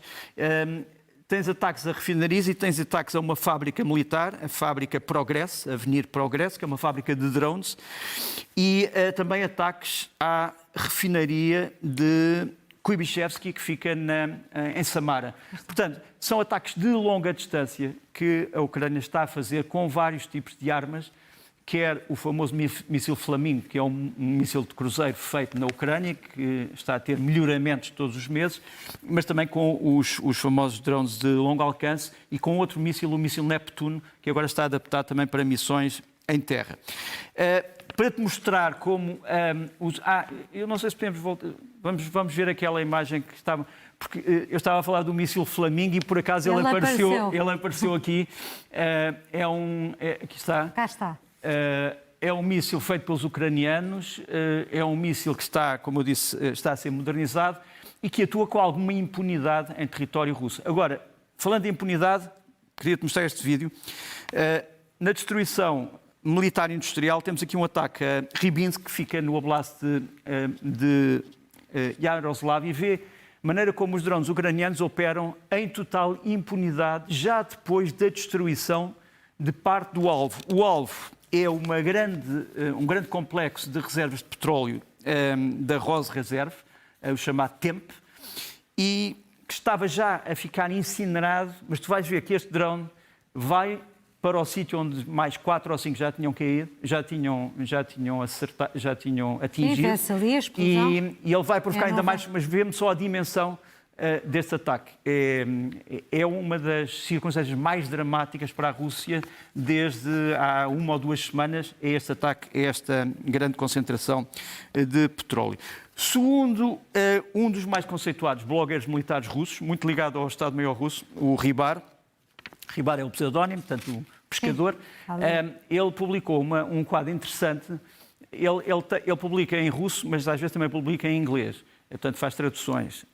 E ele tem mostrado aqui as consequências dos ataques ucranianos e tira 4 conclusões. Primeiro, que a Rússia tem uma grande falta de grupos de defesa antiaérea móvel, sobretudo jipes, caminhões com armas de pequeno alcance, mas que possam atingir os drones, aqueles drones menos sofisticados. Depois, também uma grande falta dos chamados Pantsir S-1, que são sistemas de defesa aérea, mísseis e canhões automáticos, que aparentemente a Rússia neste momento já não tem tantos como poderia. Depois, um grande déficit dos SAMs, portanto dos mísseis antiaéreos.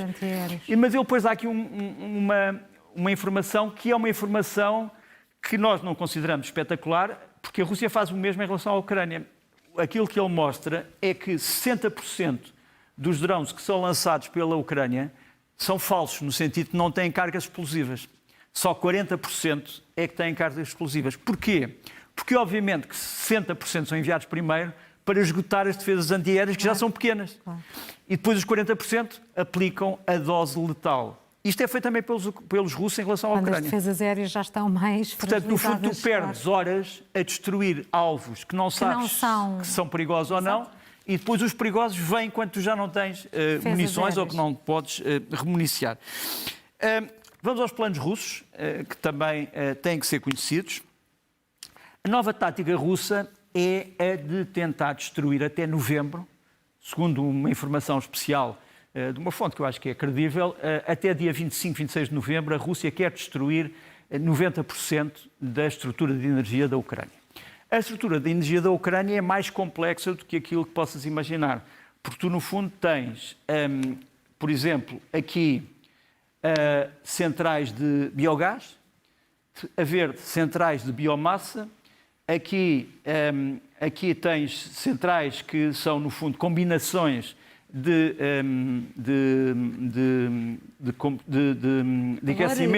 aquecimento e energia. Tens aqui barragens e outras instalações hidroelétricas. Tens o nuclear, que já vamos falar. Tens as pequenas barragens. Tens energia solar, energia térmica e tens a energia eólica. Portanto, tens aqui, no fundo, as grandes... Sim, percebe-se a dimensão, bem, não é? Com estes pontinhos todos marcados no mapa. É muito difícil tu destruires tudo isto. Tudo isto. Mas depois a Rússia também quer destruir outras coisas. Quer destruir as subestações de transmissão. Portanto, não basta teres uma central térmica. Tens de ter, depois, maneira de a distribuir para uma cidade ou para um conjunto de cidades. Estas são subestações que já foram atacadas na altura em que este mapa for feito, já tem algum tempo, não é muito antigo, mas já tem algum tempo, e estás a ter ataques diários a esta estrutura. Se a Rússia conseguir, até o dia 25, destruir grande parte disto, a Ucrânia vai ter grandes problemas no inverno. Agora, esta rede é uma rede visível, porque a Ucrânia, para além disto, tem outras redes clandestinas, chamamos assim, não visíveis, de fornecimento de eletricidade, sobretudo através de geradores, centenas, se não milhares de geradores que foram sendo fornecidos pela Europa e que não aparecem neste mapa. E que são geralmente, uma pessoa, por exemplo, que conhece a Kiev, sabe que quando, por exemplo, a certa altura há um blackout, há falha total de energia, fica tudo negro. Imagina ir na maior avenida de Kiev, ficar tudo às escuras. E depois começas a ouvir, segundos depois, não é horas, segundos depois começas a ouvir um ronronar, uma coisa, não percebes bem o que é. São os geradores que começam a entrar em funcionamento. E tu andas depois 10 minutos, 15 minutos com esse ronronar, totalmente às escuras, depois começas a ter luz em sítios determinados. Mas, portanto, o grande plano russo é a destruição do complexo energético da Ucrânia, porque, obviamente, que o inverno na Ucrânia é sempre um inverno terrível. Depois, este é a questão mais polémica, a questão do nuclear. A parte nuclear. Estas são as centrais nucleares que existem na Ucrânia. Tens aqui a central de Zaporizhia, já agora, só para dizer uma pequena correção, houve ataques ucranianos nesta zona e nesta zona, mas a central não foi atacada. O que o Zelensky acabou por reivindicar foi um ataque geral a posições russas em Zaporizhia, mas não propriamente à central. Porque, repara, os ucranianos não têm nenhum interesse em criar um desastre nuclear no seu próprio território. E, aliás, esse também é um dos problemas da Rússia. Quer dizer, a Rússia também não vai querer criar um desastre nuclear que poderia afetar a Bielorrússia, poderia afetar o seu próprio território. Agora, quais são as outras centrais? As outras centrais são essencialmente aquilo que eles chamam a central do sul da Ucrânia, que tem, como vês aqui, 3 grandes unidades. A central de Khmelnytsky, que tem também aqui 2 grandes unidades. Esta zona de Khmelnytsky é uma zona muito importante para a Ucrânia, é uma zona militar, com muitas indústrias militares e também com unidades de forças especiais. E depois tens aqui a central do norte, a central de Rivne, com 4 unidades. Quer dizer, a Ucrânia, se ficasse sem este poder nuclear, ficava sem grande parte também da sua energia. E, portanto, precisa de manter estas centrais em funcionamento. Mas é sempre um risco. E depois tens ali Chernobyl. Chernobyl, como tu sabes, tornou-se uma zona inabitável, é uma espécie de um parque natural de radiação. Mas, por exemplo, imagina que a Rússia atacava a sinal de Rivne. A primeira coisa que acontecia é que a Bielorrússia seria toda contaminada nesta zona toda e, portanto, eu não parece que a Rússia quisesse perder também um aliado. E acho que ninguém, a não ser os mais loucos, fala no uso da arma nuclear ou da destruição de centrais nucleares. O que é que eu ia dizer mais? Falar também sobre... outro objetivo. Este parece-me importante, tem que ser tratado com pinças. Destruição das bases aéreas ucranianas. A Ucrânia hoje tem um número classificado de aviões que vêm do antigo regime, vêm ainda do tempo da União Soviética, aviões modernizados e depois aviões novos que vêm dos Estados Unidos. Dos Estados Unidos não, os aviões são americanos, mas não vêm dos Estados Unidos, vêm dos aliados europeus. Portanto, Mirage 2000 franceses e os F-16 fabricados pelos Estados Unidos. Ora bem, a Ucrânia tem muitas bases aéreas. Tens aqui, e depois tem também muitos aeródromos, ou melhor, aeroclubes. Portanto, clubes de amadores de aviação, que também têm pistas. E depois tem os chamados, portanto, são as bases aéreas principais, tem aeródromos de manobra e depois tem aquilo que não aparece aqui, que são as bases secretas. Ou seja, a Ucrânia construiu nos últimos 4 anos uma série de pistas de aviação, que não aparecem neste mapa, onde desloca frequentemente os seus caças. Quer os F-16, que aparecem aqui, quer os Mirage 2000, que não aparecem aqui, quer os futuros caças, os Gripen, os suecos, e se calhar os Rafale, que vão também começar a ser acondicionados em pistas quase improvisadas. Este equipamento que vês aqui é um equipamento que foi adquirido pela Ucrânia e outro também foi doado. É um equipamento que permite transformar um sítio qualquer numa espécie de uma pequena base aérea. Quer dizer, o avião chega a um determinado sítio, aparentemente não há nada, e de repente aparece uma série de equipamento de apoio para municiar o avião, para pôr combustível, para reparar o avião, etc. E a Ucrânia tem vivido muito destas bases improvisadas que não são vistas pela Rússia imediatamente, mas de onde partem muitas vezes aviões com cargas importantes. Este F-16 ucraniano está equipado sobretudo com mísseis ar-ar, portanto de defesa aérea, mas pode ser equipado com muito material ar-terra e com, obviamente, bombas, etc. Estes aviões têm sido muito importantes porque, através destes mísseis, têm conseguido interceptar muitos mísseis balísticos russos nos ataques às cidades. Quer dizer, a Ucrânia não usa só a defesa aérea baseada em terra, mas também estes aviões. E, portanto, é importante para a Rússia destruir aquilo que consegue da Força Aérea. Tens também aqui uma visão, isto era o que era a Força Aérea Ucraniana há uns anos atrás, isto passa-se em 2018, esta fotografia que eu te vou mostrar. Estes aviões são os Su-27, os Sukhoi 27, são aviões de fabrico soviético, foram modernizados pelos ucranianos. Isto era numa altura, 4 anos depois da invasão da Crimeia, 4 anos antes da atual guerra. A Ucrânia aqui ainda tinha bases aéreas que eram mais ou menos convencionais, mas agora as bases aéreas ucranianas são totalmente diferentes. Há aqui um elemento que eu acho que também tinha que trazer e que tem que ser tratado com alguma responsabilidade. Como sabes, os Estados Unidos tinham uma diretora da coordenadora dos serviços de informações, a Tulsi Gabbard, que se vai embora e que deixou como legado uma coisa que ela disse: eu vou mostrar os laboratórios, os biológicos que os Estados Unidos apoiaram em 30 países do mundo e também na Ucrânia. E eu disse que ia mostrar isto e vou mostrar. A maneira como ela apresentou isto oralmente é uma coisa, por escrito é uma coisa diferente. O que ela diz por escrito, ou que aparece nos documentos por escrito, é que os Estados Unidos investiram em laboratórios biológicos ucranianos para estudar doenças, para prevenir doenças e também, não só doenças humanas, mas também doenças entre os animais e para prevenir também pestes e outro tipo de problemas nas colheitas. Como sabes, a Ucrânia é um país com uma grande reserva agrícola e precisa de saber se consegue ou não proteger a sua agricultura de ameaças biológicas. E aquilo que se diz neste documento, que foi agora libertado, é que estes laboratórios podem estar em risco, quer de desinformação russa, quer de ataques russos. Portanto, no fundo, o que se dizia no documento é que os Estados Unidos deviam proteger estes laboratórios para eles não caírem nas mãos dos russos. É curioso, ou então fecharem os laboratórios, não é? É curioso que Donald Trump esteve no poder, como sabes, no mandato anterior e não desmantelou estes laboratórios nem retirou os fundos. Só agora é que há um documento que parece ir para esse fim dos fundos. Queria só acabar para te dizer que tudo isto que nós estivemos a dizer também tem a ver com as pessoas e tem a ver com as ideias e aquilo que as pessoas dizem. E eu queria lembrar aqui uma ideia central de muitos adeptos da guerra russa, que ainda é a ideia de que a força é a razão suprema. E vou-te mostrar, isto é uma entrevista de 2027, esta senhora, a Helena Vialga, já foi campeã de ski várias vezes e é a diretora da Confederação Russa de Ski. O que é que ela diz aqui?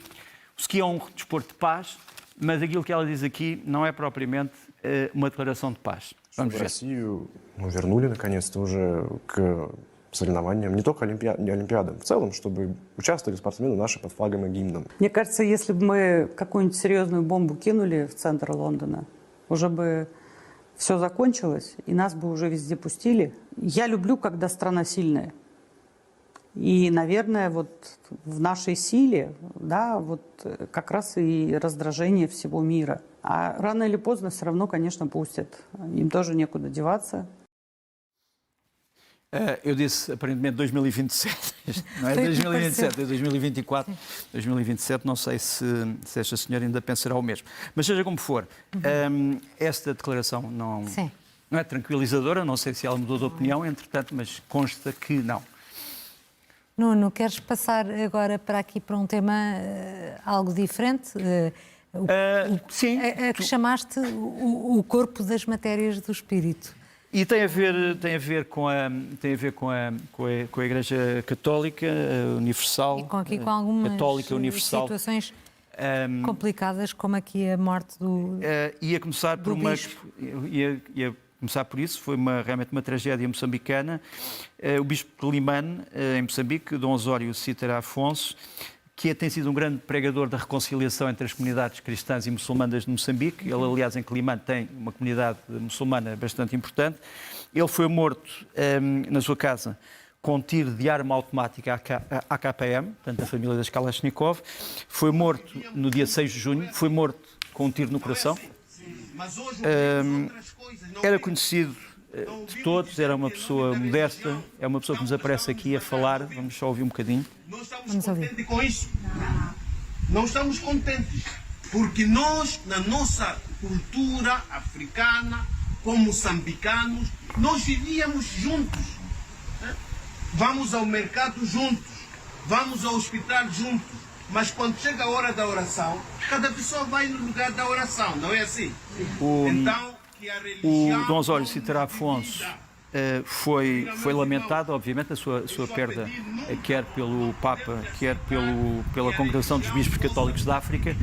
A primeira pessoa a falar sobre este assunto com repercussão africana foi o cardeal Fridolin Ambongo, que é o cardeal de Kinshasa, o arcebispo de Kinshasa, perdão. Penso que vamos encontrá-lo aqui. Exigiram uma investigação independente, rigorosa, profunda. Falaram de um crime bárbaro e, neste momento, o ONUS cai sobre o Estado moçambicano, tem que investigar, já começou a investigar. Aliás, o presidente de Moçambique esteve no funeral do prelado morto, e a principal entidade que agora vai ter que investigar isto até ao fim é esta entidade que vamos mostrar aqui, é o CERNIC. O CERNIC é a polícia judiciária moçambicana. Tem sido muito treinada pela judiciária portuguesa e também por entidades europeias, como os italianos. Já o CERNIC afirma já ter capturado ou ter detido 13 suspeitos, um deles é também um prelado. Portanto, o CERNIC desconfia ou diz que isto pode ter uma origem no ciclo mais próximo do próprio bispo de Quilimane, mas os católicos de Quilimane acham que há implicação de algumas figuras, provavelmente de alta escala, em Moçambique, não sabemos quais.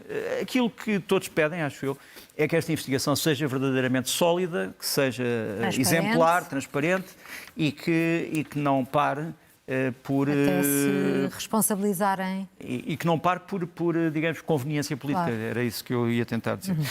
Entretanto, passando para outra parte da Igreja Católica, aqui representada por este Papa, que tem espantado muita gente.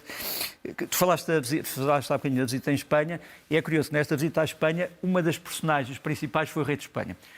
Como sabes, o Papa, a certa altura, entra no avião que o ia levar para fora um avião da Ibéria, passa propaganda, ali com o selo papal.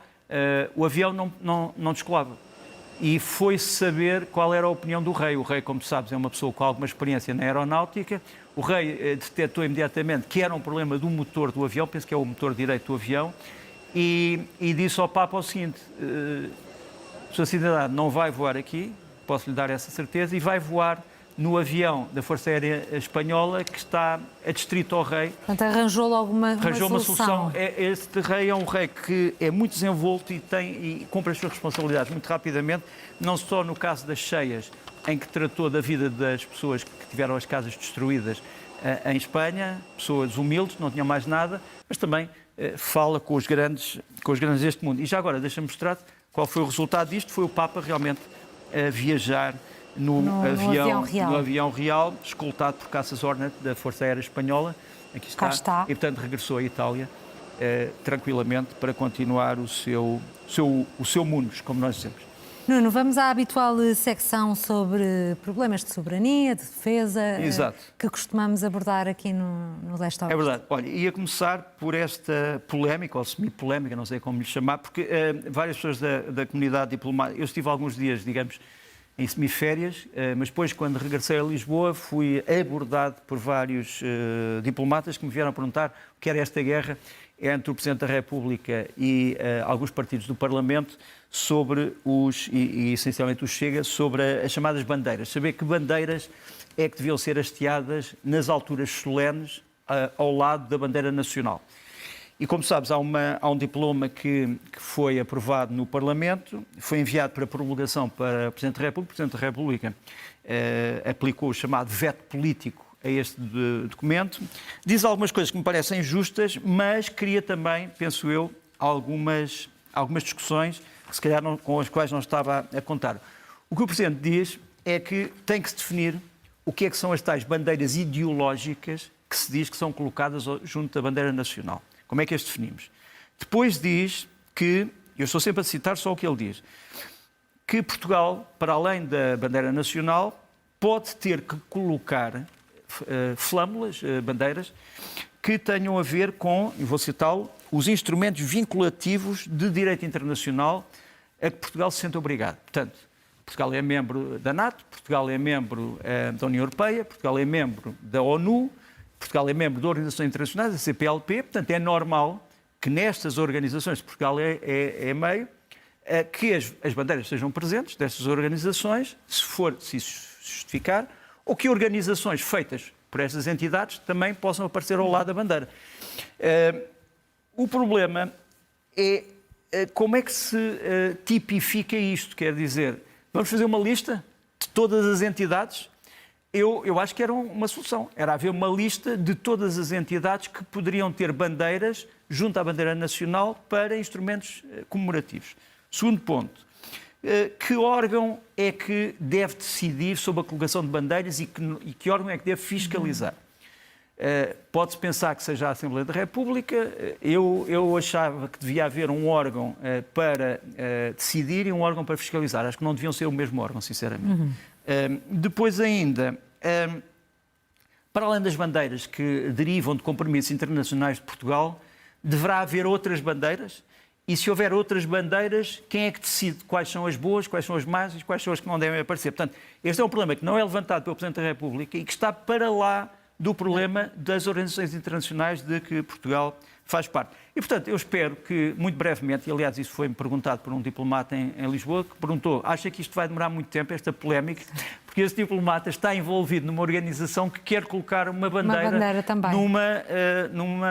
numa efeméride que se vai dar daqui a pouco tempo. Ele quer saber como é que é e são as perguntas que eu aqui levo. O Presidente da República aconselha a Assembleia a transformar o diploma, e, portanto, eu penso que o diploma será transformado com base também nestas questões nestas perguntas que eu estou aqui a referir e que devem ter resposta.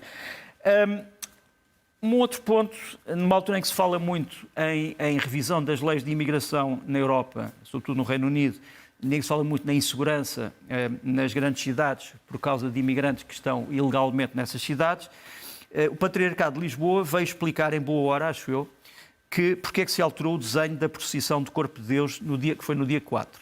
A procissão do Corpo de Deus tinha um trajeto em Lisboa, passou a ter um trajeto diferente. O Patriarcado veio dizer que isto nada tem a ver com segurança pública, nem com ameaças à procissão, que se deu, como sempre, com grande dignidade e apoio popular, mas diz a nota do Patriarcado que tem a ver com a necessidade de fazer esta procissão passar por sítios que nunca tiveram o privilégio, o gosto, de haver passado. A honra de haver passado. Parece-me uma explicação totalmente razoável e fazer disto uma outra coisa parece-me perfeitamente ímvio. Depois, passando muito rapidamente para questões de defesa nacional, deixa-me mostrar-te aqui, parece o parte de um helicóptero que vem dentro de um avião maior. Tens aqui o 7º Black Hawk, helicóptero Black Hawk da Força Aérea Portuguesa, que chegou a Portugal, já está operacional, chegou à base aérea 8 de Ovar, base aérea, para quem não saiba, é o antigo aeródromo de manobra da Cortegaça, que teve um papel importante no 25 de novembro, que agora é uma base aérea que se alargou, muito importante para Portugal. Estes Black Hawk vão ser muito importantes, vão estar na esquadra 551, os Panteras, e vão ter um papel importante porque vão ter funções de emergência médica e de combate aos fogos. Vai haver já 2 helicópteros destes vão já estar adstritos ao combate aos fogos e esperemos que os 13 que estão prometidos que possam ser completados muito em breve. Os Black Hawk são de origem americana, foram modernizados. Estes aqui são a versão Lima, que é uma versão já bastante mais avançada do que a versão inicial. E saúde aqui o facto da Força Aérea estar a começar a apetrechar-se bem com helicópteros ainda razoavelmente modernos. Depois, há um projeto que é muito importante para Portugal, é o projeto do KC-390 Millennium, que é um avião de transporte militar estratégico, que é feito pela Embraer brasileira, mas que tem uma grande comparticipação portuguesa das Oficinas Gerais de Material Aeronáutico. E, portanto, é um projeto que eu ousaria dizer luso-brasileiro. E onde Portugal está muito interessado, a Força Aérea Portuguesa está muito interessada, a indústria portuguesa, os trabalhadores portugueses estão muito interessados. E o KC-390 tem novas boas notícias. Primeiro, a Grécia vai também comprar, aparentemente, 3 KC-390. Aqui tens a República Checa, que já tem uma camuflagem para o seu avião e, portanto, vai ter a sua frota operacional dentro de muito pouco tempo.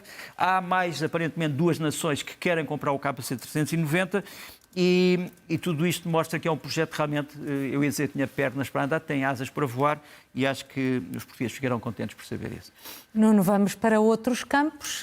Vamos. Já rola a bola eu do outro lado do Atlântico. Eu peço desculpa, sou indefetível do bom futebol. Campeonato do Mundo. Do Campeonato do Mundo. Sou, assim, desde muito pequenino que gosto de jogar futebol. Felizmente que a minha família é toda voluntária nisto. Voluntária à força, não, é voluntária à força. Gostam todos mesmo de jogar e gostamos de ver bom futebol. O mau futebol é uma pena. Mas deixa-me muito rapidamente aqui na margem deste mundialão, portanto é um mundial muito ambicioso. Eu duvido que algumas pessoas queiram levantar-se às 3 da manhã ou 4 da manhã para ver, não desmerecendo, sei lá, a Escócia contra o Curaçao ou alguma coisa, mas acho interessante. Tu tens potências que pareceriam menores, mas que estão a desempenhar-se muito bem. Eu, por exemplo, vi o jogo da Austrália. A Austrália é uma boa equipa e Marrocos é hoje também um grande do futebol. Ontem com, repara, com se o Brasil não tivesse o Vinícius, seria muito complicado. Mas deixa-me mostrar-te aqui a Marinha portuguesa no apoio à Seleção Nacional. Eu, por acaso, gostava que a seleção pudesse voltar a Portugal passando num destes navios e com a cruz de Cristo. Depois, deixa-me mostrar-te aqui o trajeto da seleção para a Flórida, portanto, de Lisboa para a Flórida, foi um dos mais acompanhados pelos fãs da aviação nos observadores de radar. Tens ali o trajeto, bateu todos os recordes, quer dizer, se fores ver os adeptos franceses, espanhóis, italianos, ninguém teve o interesse gerado como o trajeto dos portugueses, que é uma coisa também espantosa. Depois, falando de coisas espantosas, isto é o Palm Beach Gardens, é um sítio de exceção dentro da Flórida, que Portugal joga aqui, nem toda a gente tem acesso a este tipo de condições. Portugal não se pode queixar, realmente está a ser tratado de uma forma perfeitamente impecável. Já agora, um momento mais humorístico. Antes, como sabes, havia aquela história do polvo. Lembras-te de um polvo que dizia quem ia ganhar? Quem ia ganhar este não é. Eu não sei se podemos pôr som. Antes do vídeo, podemos só. Eu posso só explicar o vídeo. Antes de revelar. Posso explicar o vídeo antes de revelar. Pronto. Este homem que nos aparece aqui é um influencer conhecido, é o iShowSpeed. Estamos a falar de um americano. E num programa muito sério de desporto do Thierry Henry e do Abramovich, perguntam a certa altura ao iShowSpeed quem é que vai ganhar o troféu. E o que é que ele disse? Vamos ver. Vamos ver. You want to see something crazy? Who do you think is winning the World Cup? Portugal. Ronaldo winning the World Cup. What? Watch. And look, watch. Watch he win. Watch he win. Watch he win. Watch. Watch Ronaldo win. I promise you. I promise you he's gonna win. Sue, baby. Suey. Suey. Watch he win. Hater. Watch. I promise you, chat.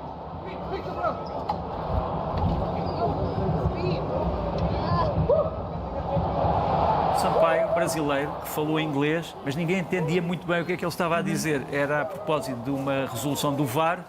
Vamos ver aqui o... Ronaldo winning.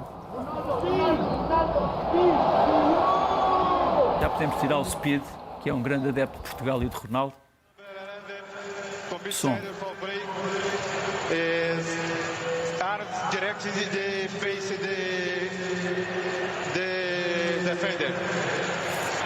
Os jogadores da África do Sul não percebiam, e o México também não, e pronto, mas enfim, acontece, mas o importante é ver bom futebol. Eu espero um grande jogo de Portugal na quarta-feira, e o jogo quarta-feira é transmitido pela SIC, o que é importante também. Vamos todos ver, certamente.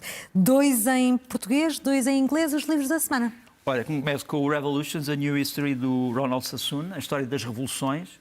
Acho que é um livro interessante para ser traduzido para português. No dia 21 vai sair também um livro essencial do Chris Faulkner, Raphael Parents e o Colin Clark, Moscow's Mercenaries. É a primeira grande história sobre o movimento do Prigozhin antes e depois do golpe de Estado, o golpe de Estado falhado. O que é que estes homens da Wagner quiseram trazer à Rússia. Depois do Nuno Alves Caetano, Marcelo Caetano, Um Outro Olhar, com o prefácio de Marcelo Rebelo de Sousa, sobre a esfera pessoal daquele que muitos consideram uma espécie do Gorbachev português, que tentou mudar um regime, mas que acabou por ficar sem amigos e com mais inimigos, embora com muitos admiradores, com a sua personalidade de grande professor de Direito. Do Charles Beaumont, que já foi agente secreto britânico, do MI6, e que não sabemos o verdadeiro nome deste homem, não sabemos sequer a sua cara, não sabemos a sua voz. As entrevistas são todas mais ou menos transformadas. Ele dedicou-se agora aos romances de espionagem, escreveu O Espião em Guerra, que é baseado numa história que ele terá vivido ou que alguém lhe contou, e acaba de ser em português, e eu aconselho vivamente. Vamos também aos filmes da semana, Nuno. Savage House, do Peter Glantz, é uma espécie de uma comédia negra britânica sobre as subidas e descidas sociais no século XVIII inglês, uma espécie de Barry Lyndon com humor subversivo, e já estreou, e vai estrear, vai estrear para a semana. E depois também vai estrear o Magalhães. Magalhães é parte da história de Fernando Magalhães. Lave Dias, é evidente que é uma visão filipina da chegada do Magalhães aos confins da Terra. O Fernando Magalhães, para quem não saiba, tentou uma aventura que acabou por perder no Reino de Portugal. Quer dizer, o Rei de Portugal não quis associar-se à aventura do Magalhães, embora ele fosse um grande capitão português, distinguido em guerra. E depois foi acolhido por Madrid, e portanto a parte desta história é contada também pela perspectiva desse serviço a um outro rei que não o rei português. Estreio para a semana, e ao ponto de vista dos filipinos que o viram chegar, converter, lutar e morrer. E fica, portanto, como sugestão minha. E vamos à música, nas sugestões. Olha, esta semana o que é que traz? Mas antes da música trago-te escultura e cerâmica. Então. Trago-te da Sandra Lori, no dia 11 de julho, na Galeria Módulo Twist, que fica em Marvila, uma exposição da escultora Sandra Calado Lori, onde se reúne a antiga técnica escultória e também de cerâmica, reflexões sobre a sociedade contemporânea. É uma exposição muito bonita e que vai estar patente até julho, até meio de julho. Depois, em música, essa sim, Miguel Maroco é um jovem, vai lançar um CD no Beleza, em Lisboa, dia 18, chama-se A Desgraça, e vamos ouvir aqui um bocadinho da sua participação. Aqui chama-se Impostor. Ele é uma mistura de jazz rock e também de balada, mas melhor é ouvirmos um bocado. Vamos ouvir. Nunca teve tão na moda ser cantor, e eu canto tudo o que sinto, mas imaginar metade não faz de mim impostor.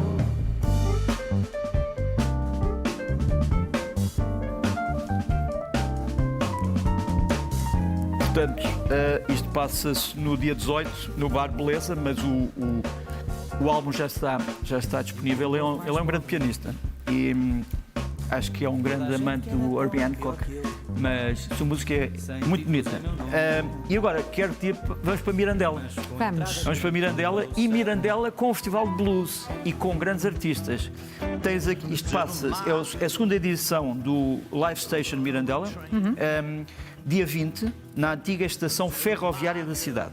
E começas com o Trevor Babjack Steger. Vamos ver, ouvir.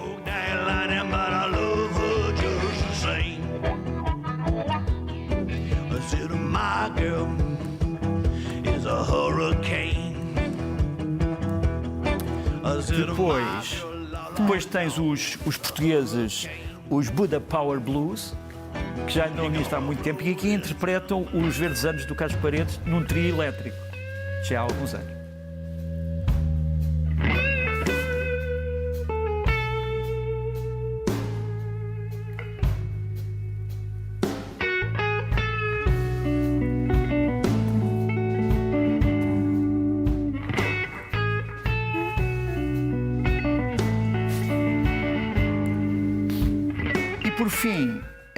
Por fim, mas não menos importante, o Twanguero, que nos traz...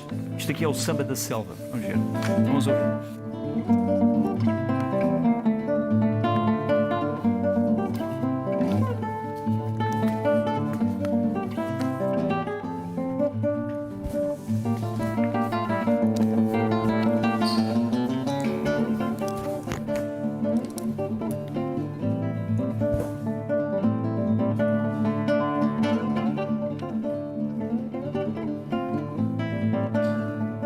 Nuno, e é com este Samba na Selva que pomos um ponto final neste Leste-Oeste. Até para a semana. Acha que está sempre doente? Usa o Dr. Google mais do que devia? Perde-se nas dicas e conselhos de saúde pelas redes sociais? Então o podcast Consulta Aberta é para si. Sou a Margarida Santos, sou médica de família e todas as segundas convido especialistas de diferentes áreas para responder de forma simples e descomplicada a todas as suas dúvidas sobre saúde. Pode ouvir o podcast em todas as plataformas e também no site da SIC Notícias e do Expresso.